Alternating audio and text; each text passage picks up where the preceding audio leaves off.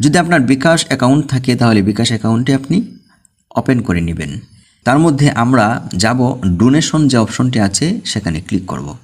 একটি ফাউন্ডেশন রয়েছে আসন্নাহ ফাউন্ডেশন, সেখানে যদি আপনার সাধ্য অনুযায়ী তাদেরকে অনুদানটা দিতে চান, আমি আমার পরিচয়টা শেয়ার করতে চাই না, তাহলে আমি এখানে ক্লিক করব। এখানে অনুদান পরিমাণ লিখুন, আপনি কত টাকা দিতে যাচ্ছেন সেই পরিমাণটা আপনি এখানে লিখবেন। এরপর আমি রোবট নো এখানে ক্লিক করবেন।